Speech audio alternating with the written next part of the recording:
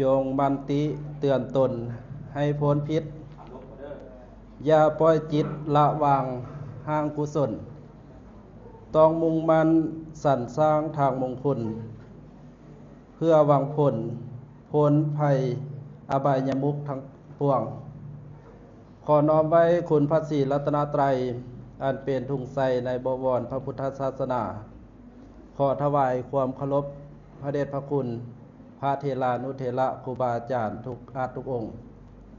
ขอถือเป็นเกียรติเจริญพรต่างหน้าทางประธานแนวลาวสร้างศาสตร์ครูอาจารย์น้องน้อยนักเรียนทุกท่านทุกคนที่ได้เข้ามาร่วมฟังการบรรยายในมื้อนี้ผู้ค้าชื่อว่าพระอาจารย์นนตาไสยวงศ์ถิ่นกำเนิดอยู่บ้านดอนไซเมืองปากกระดิ่งแขวงบริคำไซปัจจุบันนี้อยู่วัดบ้านห้วยเสียดเมืองปักสันแขวงบริคำไซจะได้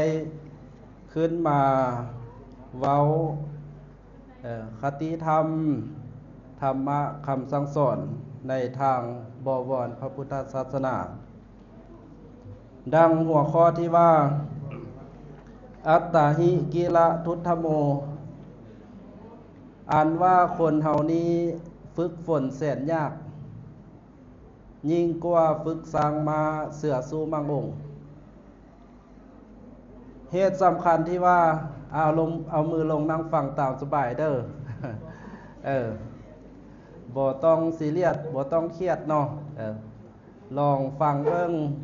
เพื่อจะได้เป็นคติธรรมในการนำไปประพฤติปฏิบัติ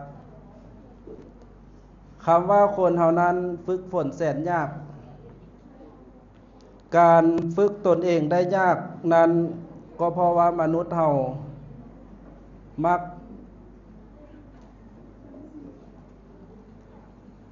ตามใจเนาะธรรมชาติของมนุษย์เฮาละแม่นมักตามใจหรือว่าคอยไปในทางที่ต่ำฉะนั้นแล้วเฮาควรฝึกตนบ่ว่าจะเป็นฝึกกายฝึกวาจาฝึกใจแม้กระทั่งการดำรงชีวิต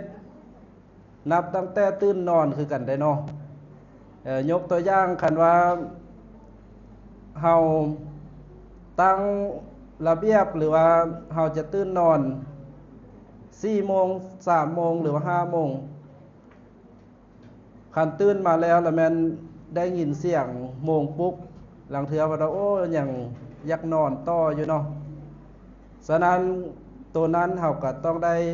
ได้ฝึกคนเฮาบ่เกินความเพียรที่จะฝึกหัดพัฒนาแม้กระทั่งสัตว์ยกตัวอย่างสุนัขข่าอันนี้เป็นหยังจะว่าสุนัขข่าเป็นภาษาบาลีเด้อบ่แม่นภาษาไทยเนาะ ภาษาลาวเฮาก็หมาเฮาจะเห็นหมาของตำรวจเพิ่นฝึกในการดมกลิ่นในการซอกหาหลักฐานหรือว่าเป็นยาเสพติดก็ถือว่าเป็นสุนัขที่เก่งเป็นหมาที่เก่งตัวลิงคือกันจับมาแต่ป้าฝึกให้ขึ้นเอามะพร้าวแข่งขันกันก็ถือว่าเก่งเนาะคนเฮาก็ควรฝึกหัดพัฒนาตัวเองคันคนเฮาปราศจากการฝึกหรือว่าคอยตามจิตใจของเฮาเพิ่นเปรียบเบือนป่าที่ตายแล้วเนาะป่าที่ตายแล้วแม่นไหลลงไปในทางที่ต่ำบ่คือป่าที่ยังมีชีวิตอยู่แวกว่ายอยู่ในวาลีในหน้าที่แม่น้ำย่อมเฮ็ดให้สวยงามมีชีวิตชีวาการฝึกหัดพัฒนาเป็นต้นก็แม่นนักเรียนนักศึกษาหรือว่าใน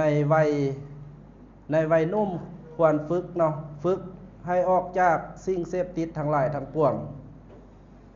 เป็นต้นกะแม่นสุรายาเมาหรือว่าน้ำกระท่อมคอลลาเจนกาเฟเต้นสิ่งที่มาเฮ็ดให้บั่นทอนชีวิตสุขภาพของเฮาแต่ว่าในทางกลับกันวัยนุ่มหญิงนุ่มสร้างค่านิยมที่ผิดอาจารย์มันไปโรงเรียนเที่ยวโรงเรียนบางเทื่อยังเห็นนักเรียนจับมันยาสูบไฟฟ้าอยู่เนาะ แม้กระทั่งเป็นผู้หญิงเฮาเบิ่งสังคมคนผ่านย่อมเบิ่งคนผ่านเป็นของธรรมดาบางเทื่อยองก็ได้โอ้คือว่าสูบคักแท้นะอันนี้ควรได้พิจารณาเบิ่งเนาะคนเฮานั้นถ้าบ่มั่นพิจารณาตนเองด้วยตนเองบ่คิดจะปรับปรุงให้อยู่ในศีลธรรมในระเบียบวินัยกฎหมายบ้านเมืองอนาคตก็ไปบ่รอดหากหูตัวเองว่ามีความหูน้อยต้องเป็นคนที่ฝึกหัดพัฒนาปลูกฝังใจให้ฮักในการศึกษาในวัยนี้เหมาะแก่การศึกษาห้ำเหียนเนาะแต่ว่าบางคนก็เห็นปะการศึกษามันจะเป็นปัญหาในอนาคตต่อหน้าพ่อแม่เฮาส่งเสริมให้เรียนแล้วครูอาจารย์ตั้งหน้าสิทธิ์สอนแล้วนักเรียนควรเก็บกรรมเอา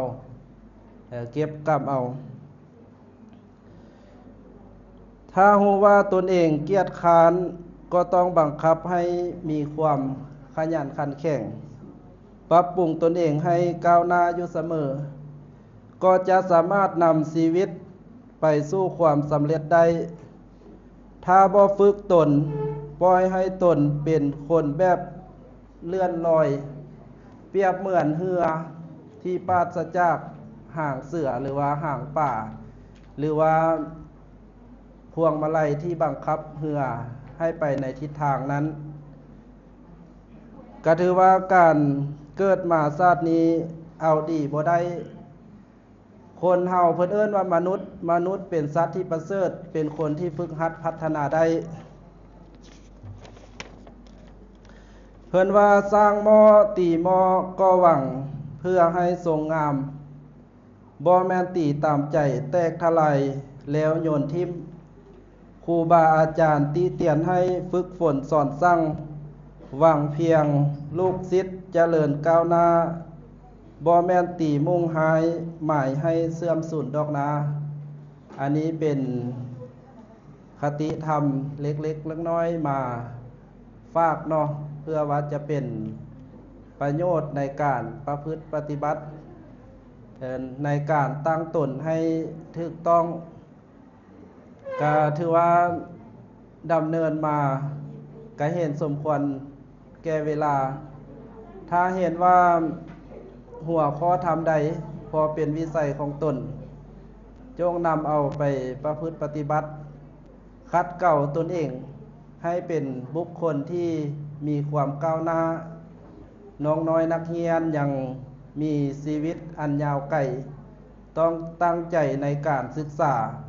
ห่างจากอบายมุขทางปวงคือสิ่งเสพติดเป็นพิษแก่สังคมเนาะแก่ตนเองและครอบครัวท้ายสุดท้ายนี้ขออำนวยอวยพรใส่ให้ครูบาอาจารย์และก็ท่านการนำภาครัฐน้องน้อยนักเรียนครูอาจารย์จงมีแต่ความสุขความเจริญก้าวหน้าในชีวิตของตนเอวังก็มีโดยประการฉนี้ลำดับต่อไปขอกราบอาราธนิมนต์